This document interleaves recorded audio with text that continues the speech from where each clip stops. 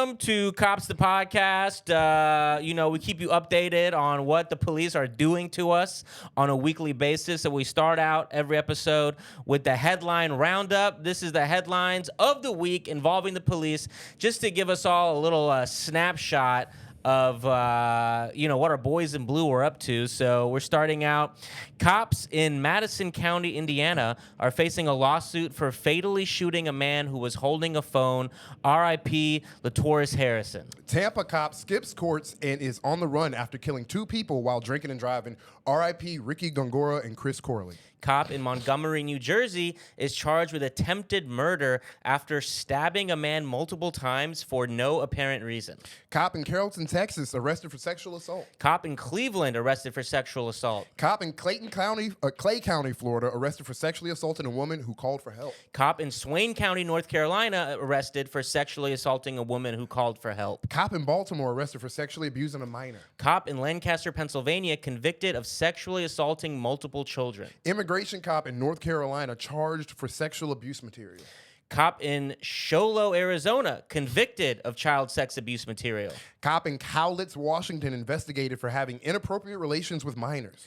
Cop in Ypsilanti, Michigan, charged with placing hidden cameras in women's locker rooms. Cop in San Jose, arrested for domestic violence. Cop in Staten Island, arrested for domestic violence. Cop in Nashville, arrested for domestic violence. Cop in Miami, arrested for domestic violence. Cop in Pritchard, Alabama, is under investigation for beating a man with a baseball bat. Cop in San Francisco is arrested for a hit and run. Cop in Long Island drinks, drives, and hits a pedestrian, leaving him in critical condition. Jail cop in Lee County, Florida, escapes jail after being arrested for DUI. Cops in H-Town, Houston, called ICE on migrant woman who called them to report domestic violence.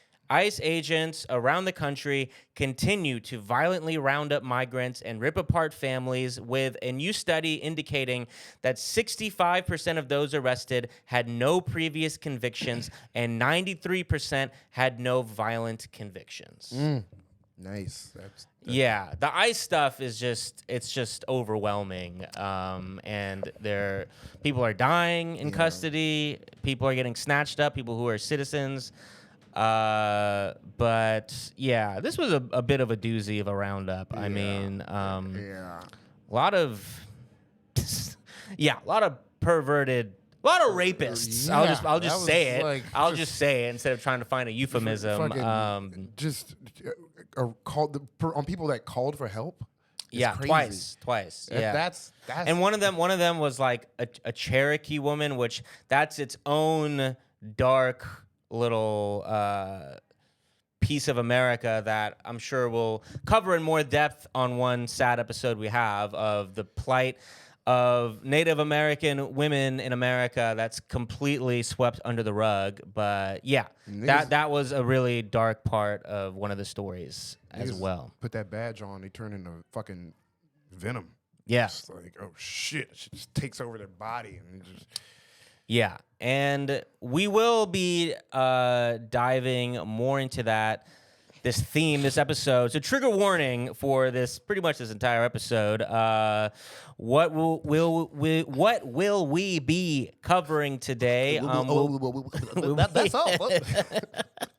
Yeah, sorry. We'll be talking about masked ICE agents and their impersonators.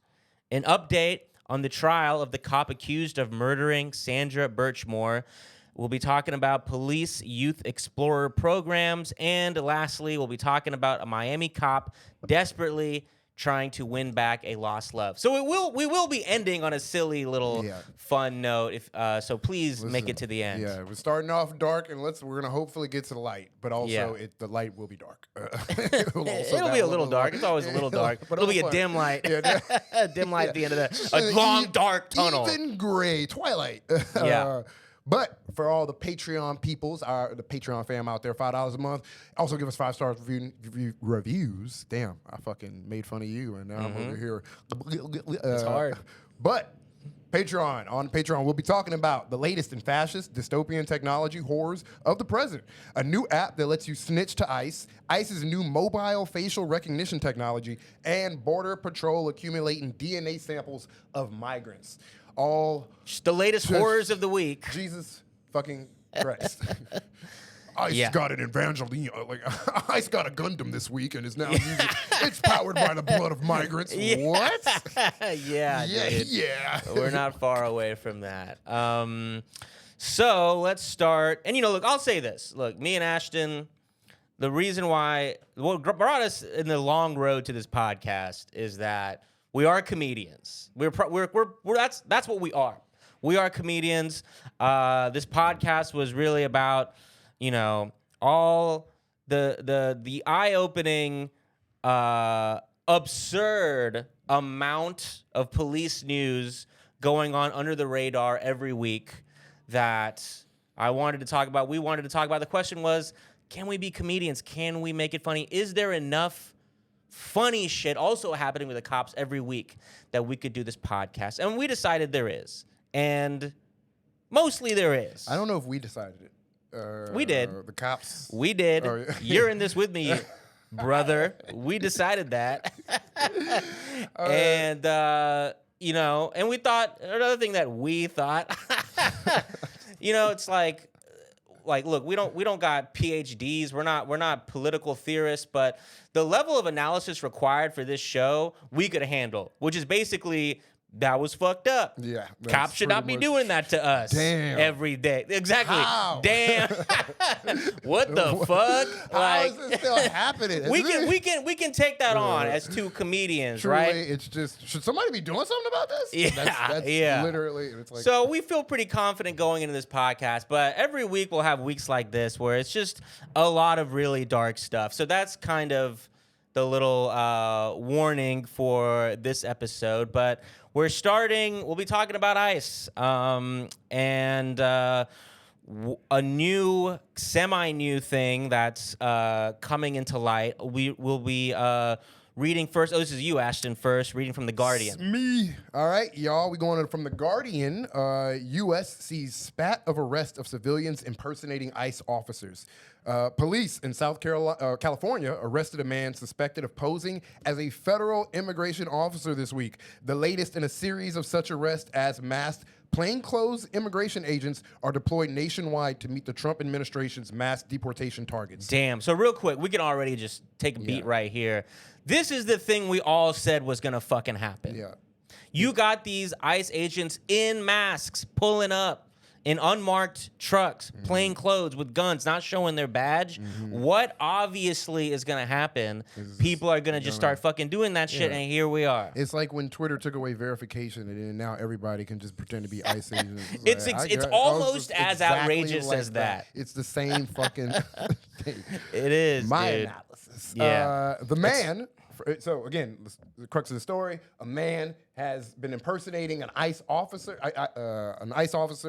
Amidst all these mass deportations. The man, Fernando Diaz, was arrested by Huntington Park police after officers said they found a loaded gun and official-looking documents with Department of Homeland Security headings in his SUV, according to NBC Los Angeles. Officers were impounding his vehicle for parking in a handicap zone when Diaz asked to retrieve items inside. The police said.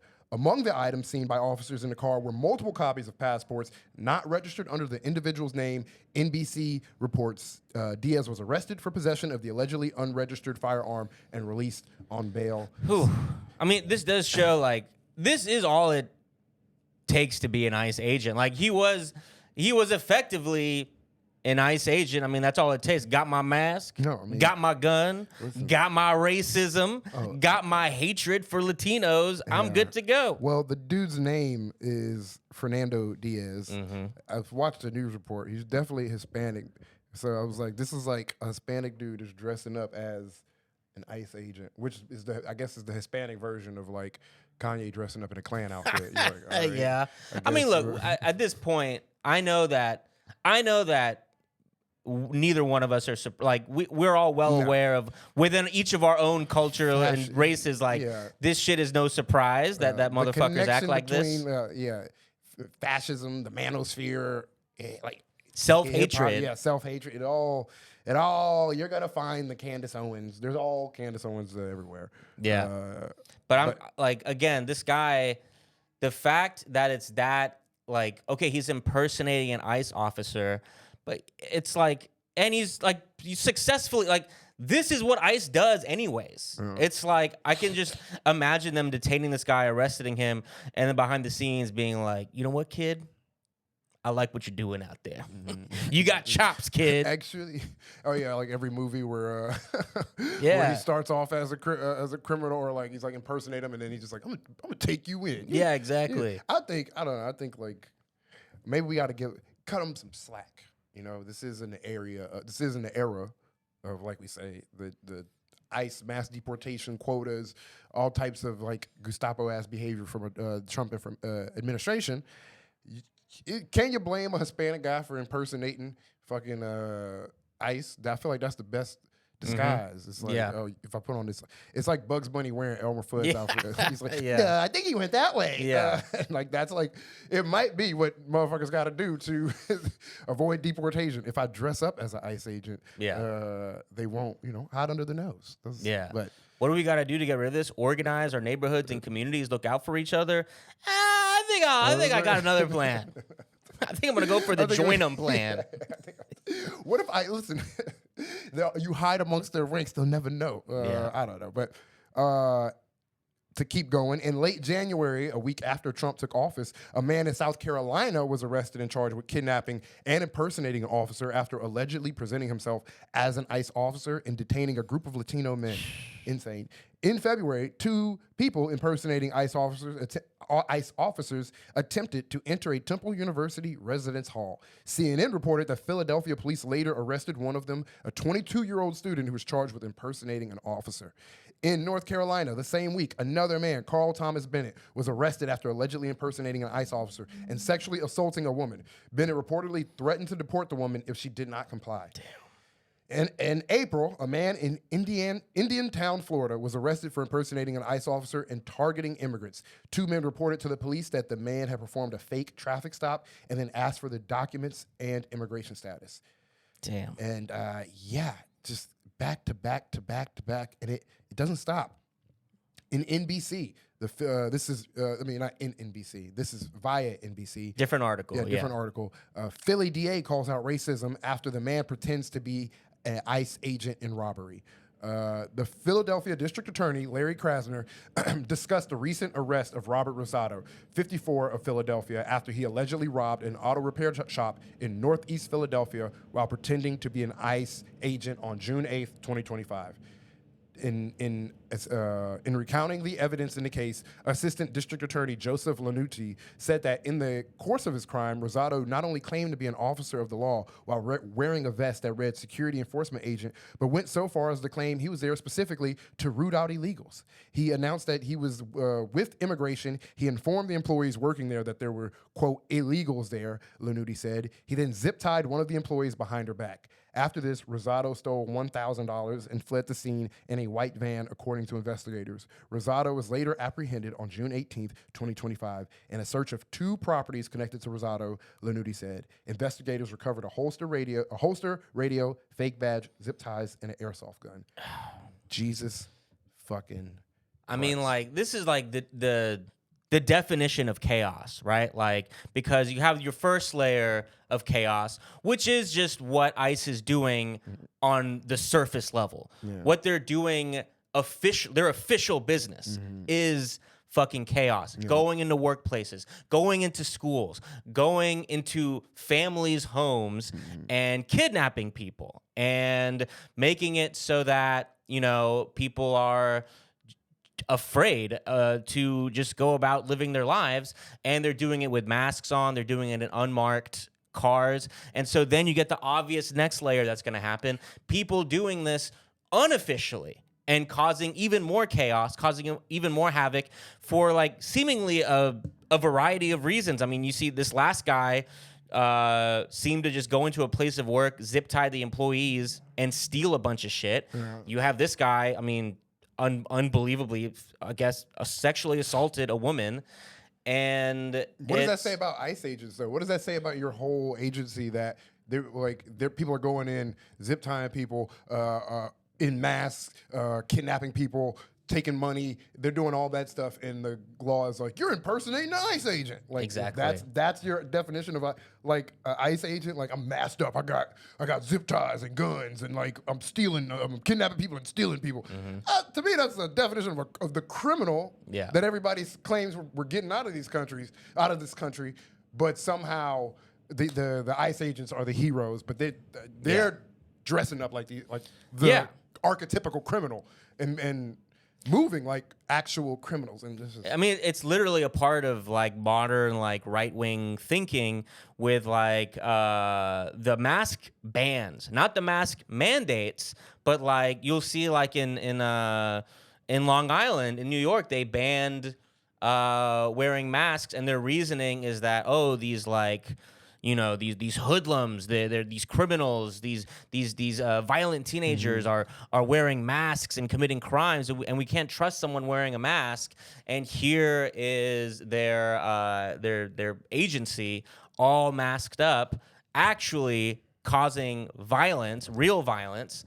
And they're seeing the actual fruition of their fears of masked criminals, because now it is causing chaos. Maybe that fear is real, but it's their side of the aisle. I don't even want to make it a red versus blue thing. It's the government that's fucking doing it. Yeah. I mean, it can't be a red versus blue thing, because I mean, we all know Democrats funded ICE. Oh yeah, like they quietly help build the foundation when they're not like executing it on the forefront. As complicit, it's just as complicit. But also maybe this is a way to get the YNs to stop wearing the mask. Like, ICE agent, but no, nigga, I'm a fucking I'm not a cop. Maybe that's I mean, look, to be fair, I would say that pretty easily distinguishable. I would be able to tell the difference. Now, who's to stop them to putting on the ice? Every time one of them little niggas come in.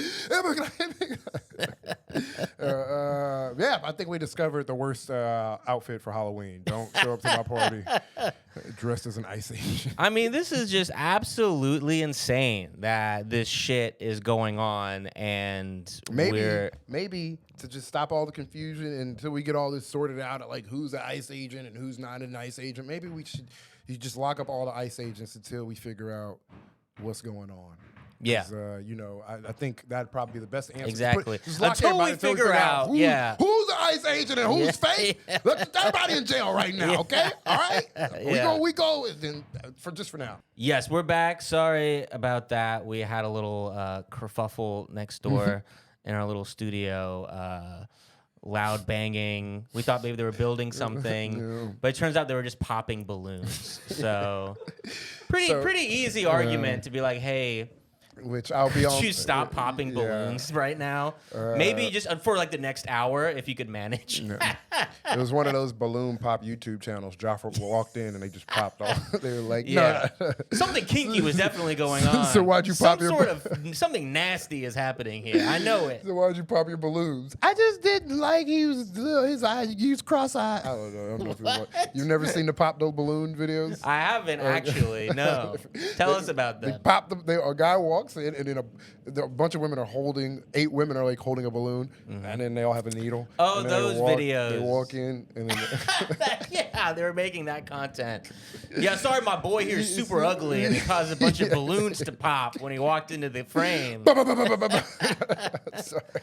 All right. Anyways, audience, sorry about that. We're back, and all right, time to dive into more horrifying news. We're done. I guess we're done with ICE. I mean, we kind of lost our page there, but we felt like whatever. We'll move on to the next story. People are dressing up as ICE agents, which is it wrong to dress up as our heroes? Apparently, is there a crime? Should I take off these nipple piercings that I got from you Andrew homosexual over here? Are you still mourning, bro? Should I take these nipple piercings? Is it illegal now? Is that a crime now? Yeah, well, you might be running again in the general as a non-Democrat, so you might have your vengeance. You're round 2. Good luck, brother. I ain't got a humiliation kick. I ain't never seen nigga just come out and just be like, hey, man, ain't you a sexual assaulter? This is a great campaign you're running. Just people. Who among us has not? Anyways. Excellent campaign. But speaking of, we are going to love to see this segue. Boston, and I'll be reading here from NBC. This will be our little entry point into a broader story, which will then be an entry point into an even broader topic. But here is the news piece from the week. Reading from NBC here. The former Massachusetts police officer accused of killing Sandra Birchmore after grooming her for years has asked to add a new lawyer who specializes in death penalty cases to his team. Matthew Farwell, a former Stockton police detective, on Tuesday filed the motion to have Kimberly C. Stevens to his team. Stevens is Senior Capital Resource Counsel based at a federal public defender's office in Tennessee.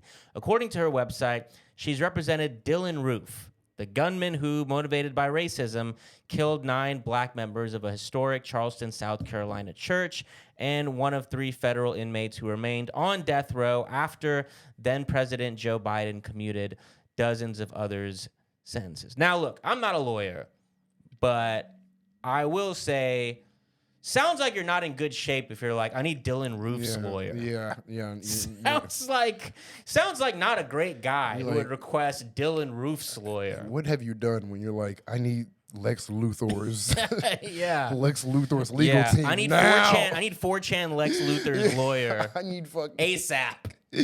I'm fucked if I don't. That's Give me the guy that Joe Biden didn't commute. It's like you have to find the evilest fucking person, like the one person Trump wouldn't pardon. Maybe I'll speak too soon. I don't know. Darth Sidious, just they have fog emanates from like they have a layer. They wear a hood. Yeah. All right, we'll keep going. The fog unfolds and there's some kid with a bowl cut and a bag of Burger King in his hand. No! All right. Farwell faces a charge of killing a witness or victim for which he could be sentenced to death if he's convicted. Whew. He's pleaded not guilty. Farwell was arrested last year and later indicted for allegedly strangling Birchmore and staging her death to look like a suicide. He resigned from the Stockton Police Department in 2022 during an internal investigation into the case. So, now I am going to do my best to summarize this story, this tragic, infuriating, really those words are an understatement, story of Sandra Birchmore, which it wasn't until recently that these allegations of this police officer's involvement were finally officially brought to light, because it had been 2-3 years where it was sort of like bubbling underneath the surface, where the family, people online were trying to get people to see hey, this shit is not adding up. This lady did not kill herself. Look at all this other shit involved. So here is the story. Sandra Birchmore was, and tragically this is going to be relevant, she was born under tough circumstances. Her father died before she was born. Her mother was really struggling with a lot of stuff. And she, therefore, as a young girl, had police involved in her life. And she became, as a young girl, someone who admired the police and wanted to be a police officer. So she joined a national police youth program, which we're going to touch on more after we cover this story, called the Explorers Program.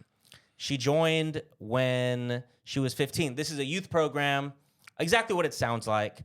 Teenagers who are interested in becoming police officers get to work with police officers. Now, she started working. The person running it at the time was this guy named Chief Divine. And he was grooming a lot of these girls. It eventually came to light that he is guilty of a lot of sexual deviance involving girls that he was grooming. Now, he at this time was much older, so much older that he had previously brought in 2 boys, these twins, the Farwell twins. Remember, the guy facing these charges, his name is Matthew Farwell. Matthew and William Farwell, they came in through the Explorers program as well. And they were already not great students. They got in trouble for impersonating police officers as teenagers after going through this program. And Devine himself, Chief Devine, gave his good word that actually these kids are good. They deserve to be police officers. They became police officers. They started being involved in the Explorers program. That's where these twins met 15-year-old Sandra Birchmore, who was going through a lot at that time. Her mom had passed away, and her grandmother had just passed away. And so she's extremely impressionable. And we see a lot that this is where it's not a coincidence, really, that these impressionable girls are the ones that fall victim to these predators. These predators are predators. Yeah. They know what they're looking for. Yeah. It's not a coincidence. So, I mean, I don't got to go into the details, but she started a sexual relationship with Matthew and William, both the twins, but especially Matthew. And with Matthew, it went on for a long time, 10 years. 10 years. And eventually, out of the clear blue sky, she commits suicide. She's found in her apartment. She's apparently hung herself from her bedroom door. And the police very quickly, rule it a suicide. But her friends, her family are like, we know her. She did not do this. And one of the reasons why they were so adamant about it is because she was one of those oversharers. She's someone who always liked to talk about her life. She was constantly on the phone.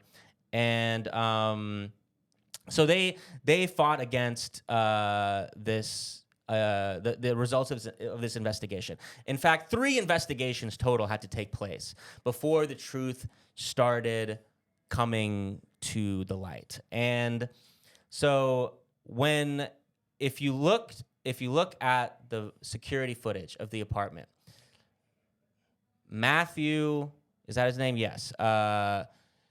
Farwell entered and left her apartment for an hour this afternoon. She was supposed to have taken her own life.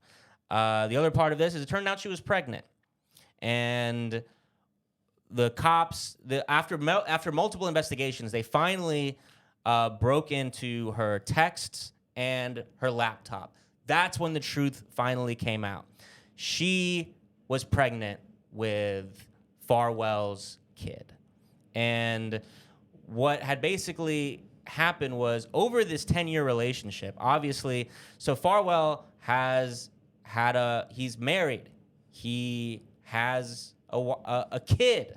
Meanwhile, he's still continuing this relationship that was born out of the abuse of a 15-year-old girl.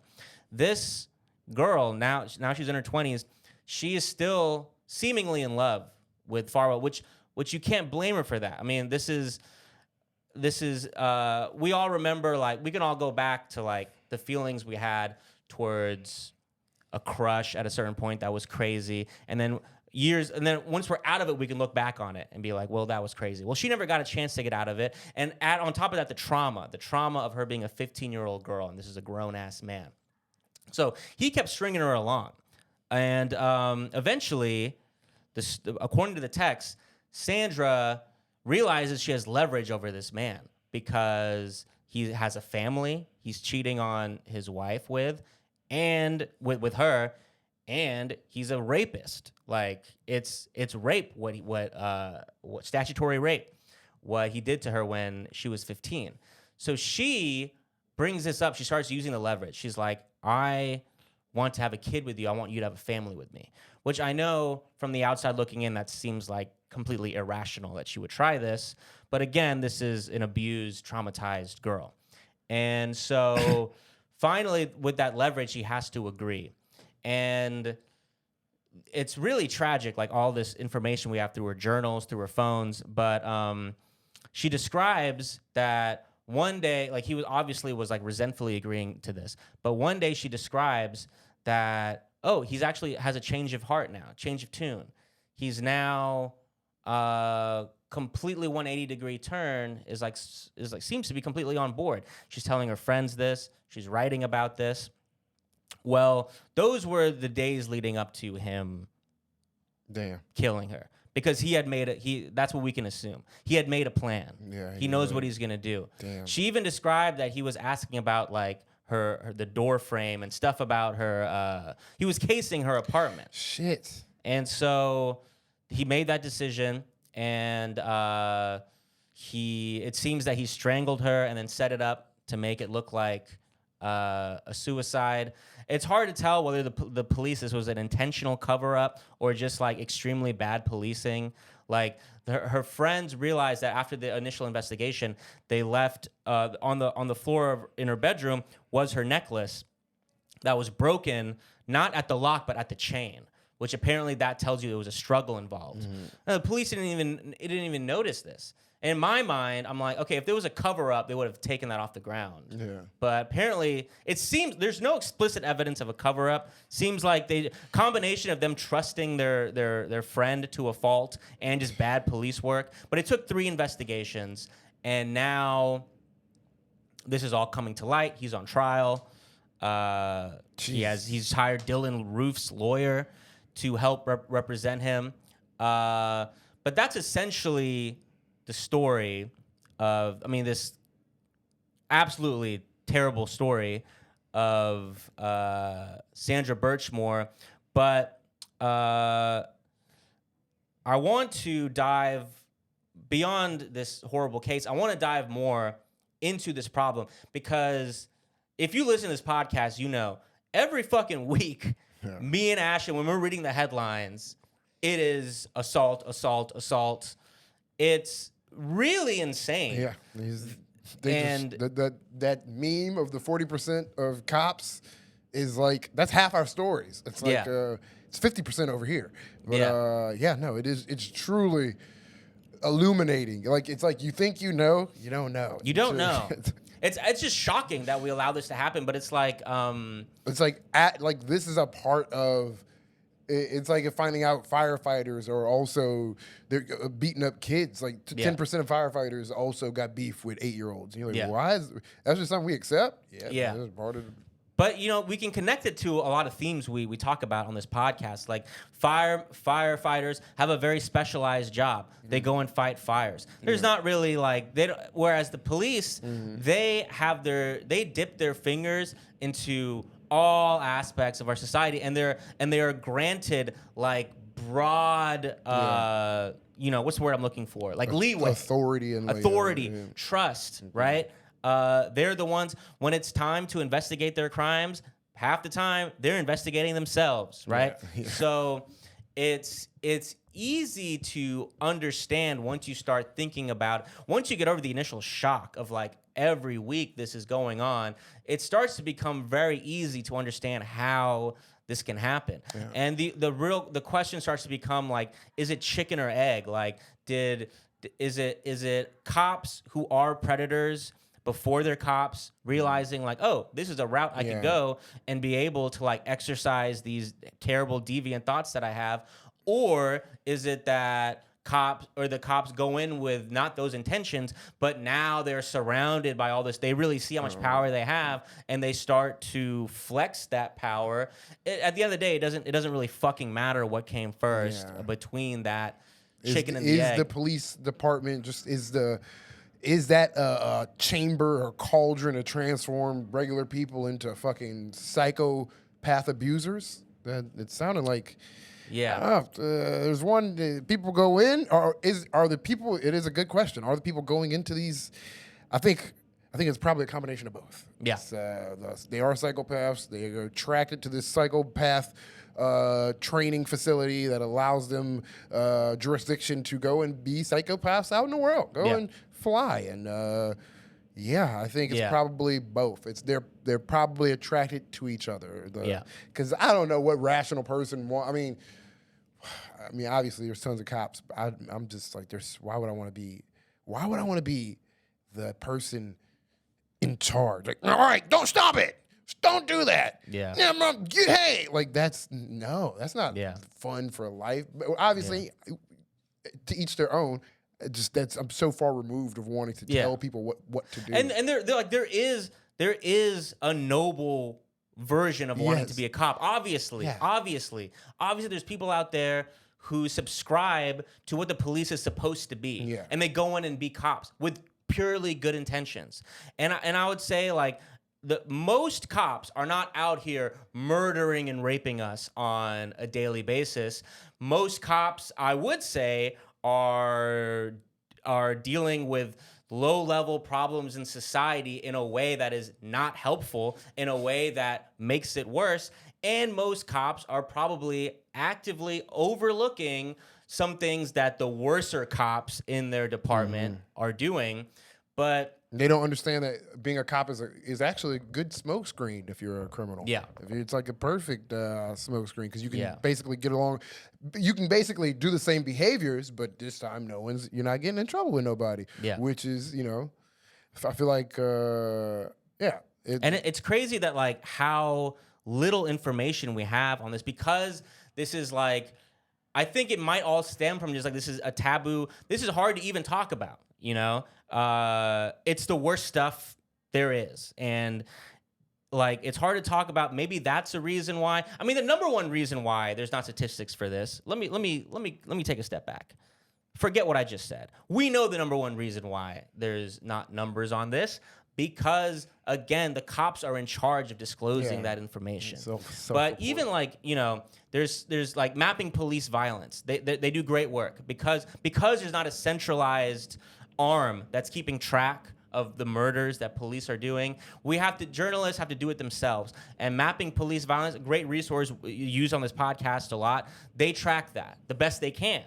And so that's where we get these numbers that police kill an average of 1,100 people a year in the U.S. That's insane. In places like Canada, next up on the list in terms of wealthy countries, that number doesn't hit 100, but it's 1,100 a year in the U.S. That's why we want to do this podcast. And ultimately, this podcast is very unscientific. And it's because it kind of has to be. It's like we're trying our best. We are reading these headlines because that's the best we can do, but it's undeniable when you read all these headlines in a row. Patterns. You can say it's unscientific, it is, but you can't deny, like, holy shit, what the fuck? Like, this is insane. I'm noticing a pattern here. Yes, and with these types of crimes, it's even more opaque. Now, we have no fucking idea what the extent of what is going on here, and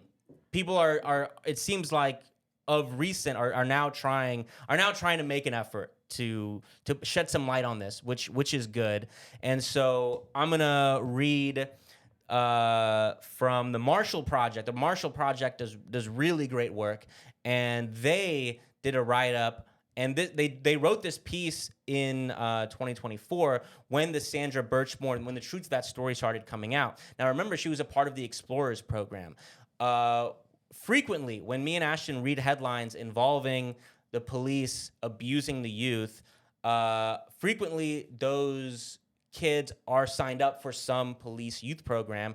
There's many, and a lot of times it's this specific one, the Explorers program. I mean, just last month, there was a cop here in New York who was caught sexting what he believed to be a 14-year-old girl. It was a sting, and he got arrested for that. But that cop ran an Explorers program.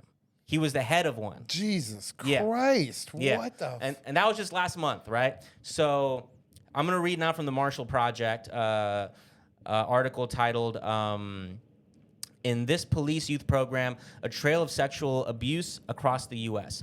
Created by the Boy Scouts of America decades ago, Law enforcement explorer posts are designed to help teens and young adults learn about policing. There are at least 194 allegations that law enforcement personnel, mostly policemen, have groomed, sexually abused, or engaged in inappropriate behavior with explorers since 1974. An ongoing investigation by the Marshall Project has found the vast majority of those affected were teenage girls, some as young as 13.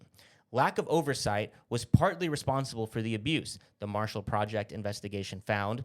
In many programs, armed officers were allowed to be alone with teenage explorers. In a few instances, departments minimized or dismissed the concerns of those who reported troubling behavior, records show. So already we're seeing the confluence of issues here, cops being granted too much leeway, and then once something starts to look shady, cops investigate themselves.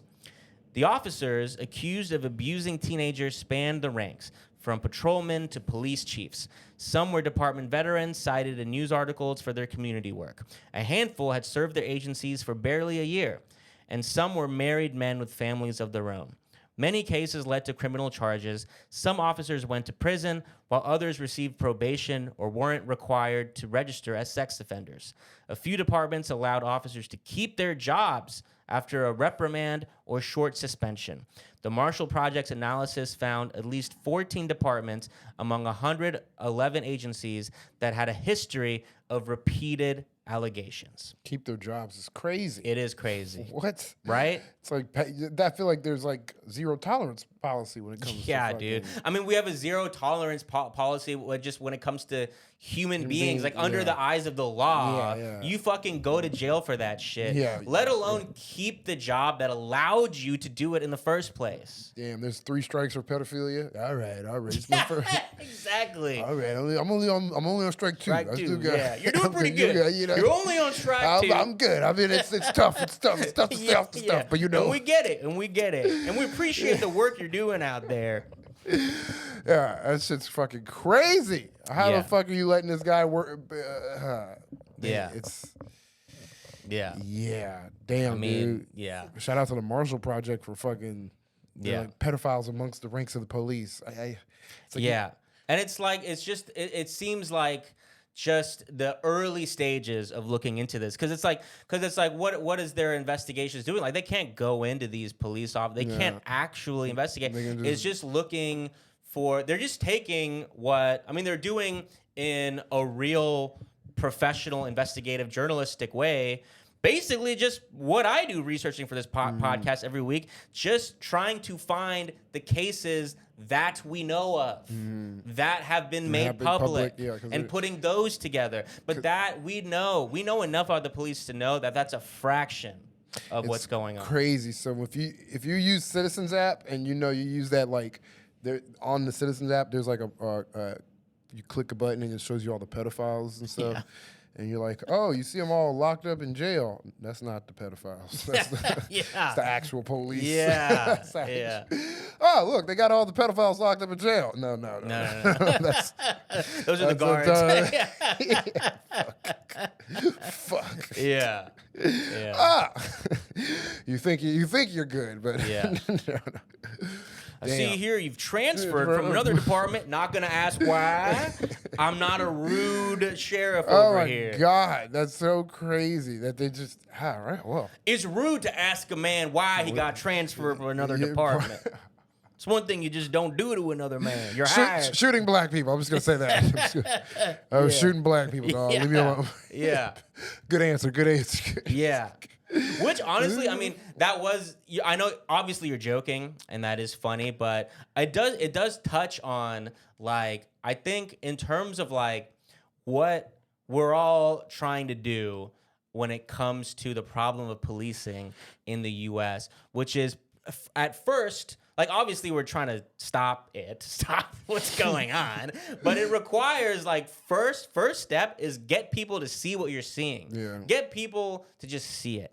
And I think, like, this is a good weapon for that because it is so inexcusable. Like the joke you just made about killing a black guy, like, people's people can justify that with racism, and they do, and they always do. Murder in general, killing people, we all, you know, there's ways to justify that. Everyone right now, take a moment, close your eyes, think about someone who could die in this, and then you could be like, all right, murder, it's possible to justify killing. There is no way to justify this shit. There is none. There is none. So maybe it could be like a good like tip of a spear in terms of like, because I'll see it every week. You know, we post like the KAWPS tonight on KAWPS, like those videos every week. All the comments, like, it's all like murder, rape, murder. And then like all the comments are always like pick out one of the murders and are like, well, actually, and it's like, there's never a comment on all the rapes. I mean, how do you even make that comment? You can't. So they just, every time one of you motherfuckers out there comments like trying to argue against one of the videos we post on the roundups, you look fucking silly because you're only commenting on one out of the 15 stories. And of course, it's never ever gonna be the ones when it comes to this topic here. Because what the fuck are you gonna say? Well, actually, well, you know, they're gonna be like, what was she wearing? Yeah. What was that? What was the child wearing? What was that? It's like, you're not gonna say that. Yeah, man. That fucking Jesus. If you're trying to defend it, if you're trying to justify, if it's like boiling up in your head right now, like the justification, I hate to tell you, bro, you're a pedophile, dog. I'm sorry. If this is how you find out you are a pedophile. If you're like, well, I think I can figure out how to. No, fuck, I'm a pedophile. That's that. Yeah. Kendrick Lamar is out here writing songs, writing hits about you. He's right behind you. Just like a horror movie. Yeah. Look in the bathroom, close the light, say his name 3 times. I promise you see Candyman. I'm pretty sure he said that. Pretty sure. All right, should we move on? We should move on. Yeah, this last story, it's fun. Congratulations for making it, guys. Woo! Glad I made it. Yeah. But we're going to Miami. Think of Will Smith and his bad rap songs. Oh, my God. I like pretty girls. A Miami police officer who's no stranger to legal trouble is again facing criminal charges. This time, prosecutors say, for giving his ex-girlfriend a traffic ticket. Only problem, according to the Miami-Dade State Attorney's Office, is that the ex of Zamir Vargas Valero wasn't even in South Florida or the country, for that matter, when she supposedly broke a traffic law. All right, who amongst us? Do you hear the shit I just fucking said? Bro, she all right, maybe she didn't break the speed limit, but she did break my heart. All right, so maybe she didn't break the... Is it not? Wait, that's not a crime? I could have sworn that was a crime. It should be a crime. Bro, you do some shit like this. I know she was on the phone. She's like, you see why I broke up with you, right? You do this goofy shit. You do goofy shit like that. Fuck, I do goofy shit like this. But yeah. And it's, keep going. She was instead deployed overseas, they said. She was deployed overseas. I wish it told us where. It doesn't tell us where. I know. We have no idea, you know. It could be anywhere. She's just fucking... could be in Djibouti, could be in Hawaii. Fighting Yemenis, fucking... I don't know. Yeah, that's where our instinct goes. But it's like, the fact is, our bases are in most places on Earth than not. So she could be anywhere. Yeah, she could be in Hungary. She could be having a blast. I know. Anytime my mom was like, I was overseas, my dad would always be like, you were on a nurse's ship. You didn't have to do shit. You were overseas, my ass. All my family loves to talk about my mom. They'll be like, she would send us pictures of her. You know, like girls who like post pictures of like them, like, I'm working on laptops outside of the beach. Yeah. My family, the poolside, the hot dog legs. Get your hot dog leg. That's how my family describes my mom at war. She would send back pictures and they just were like, she having too much fun. Yeah. It's war. It's the Gulf War. Why can't she? My dad did not respect it. Anyway, she was instead deployed overseas, they said. Prosecutors announced criminal charges for Vargas Valero, 37, on Thursday. Vargas Valero is accused of issuing the traffic citation by improperly using the computer credentials of a fellow officer. Miami Police Department investigators determined that the officer who supposedly issued the ticket was on disability leave at the time. Wasn't nobody around. Bro, this is the most suspicious ticket in the history of mankind. The lady's in fucking Iraq right now. The man has no legs. Who did this? You were bound to get caught, bro. There was no thinking. There was no like. And, all right, and then what? I don't know. I haven't thought about that. What happens when she comes back? The ticket was written on college rule notebook paper. What happens when she fights the ticket? Nah, I'm not thinking about that. We're just gonna do this. Bro, Vargas Valero is facing official misconduct and computer crime charges. One of the most okay, you want to know if a guy is, I don't even like using the word simp, but just like a loser, creepy to women, let them have computer crime charges. That's one of the creepiest crimes you can have on your computer crime. Yeah. You a cyber stalker, bitch? That's what you know.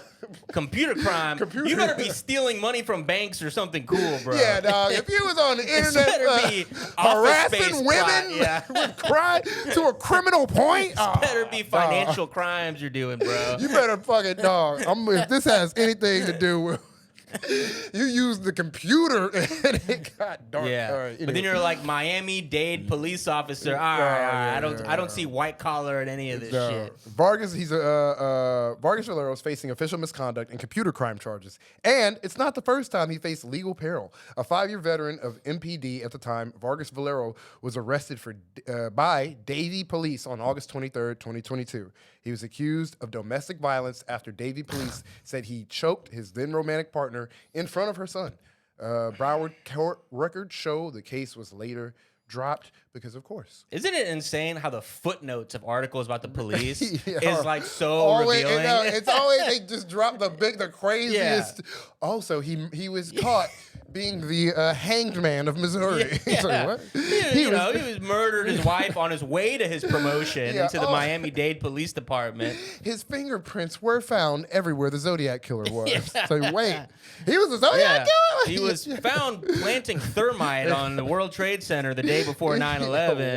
Why is this the last During his interview to be hired as a police officer at Miami-Dade. In a 12-paragraph, 4-page article, the last thing be just the most revealing criminal, darkest shit you read about any human being. Yeah. Damn. Yeah, no. I would. It's just so funny to see dudes who just use their fucking that badge, the power of their badge to stalk fucking their exes. That's crazy. Training day with this guy would be crazy. Yeah. Nigga just walk in there. So what are we doing? Kicking in fucking bitches who ghosted me doors. Day one. Yeah. He's like, we're taking on the most dangerous criminals this city has to offer. By like the 5th, like exact same type of woman in a row, you're like starting to have suspicions. Like, are these the most dangerous criminals in the city? Trust me. I got to interrogate an informant real quick. Where was Keisha last night? Just beating the shit out of her. Where was I? I told you I don't fucking know, man. I don't fucking know. He's like, I think there's a guy selling drugs over there. Not yet. We're busy. They gotta get the answers I want. He pulls out gasoline. There's an old lady being mugged across the street. Shut the fuck up. You're interfering with police work. King Kong ain't got shit on me. Keisha. Yeah, no. Yeah, love it. Love that he was arrested for domestic violence. They were like, all right, strike one. Yeah, you know our system. All right. We'll give you a warning. That's a warning, mister. Choking your girlfriend out in front of her son, that's a warning around here. Yeah. All right. What the fuck? All right. But yeah. Now you know to not have the sun around when you're doing your business. That's why it's strike one. Listen, true justice is that kid seeing that and getting vengeance 20 years later, samurai style. Yeah. You choked my mother in front of me. Yeah. The cop's like, I knew one day you get my name is Maximilian. You choked my mom when I was 8 in front of me and you didn't get, nobody did anything. For some reason. You wrote my mother a ticket while she was in Hawaii. And I will have my revenge. Jokes. I knew it.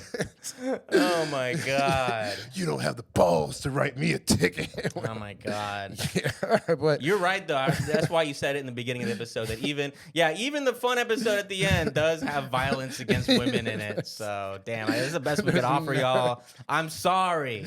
I'm sorry. I literally apologize. It's fun because it ain't fun. It's just dark. It's just Fuck. Sorry, it's the best we can do, best y'all. we can do, guys. It's the dark best we can do. We dark tried to make it fun at the end.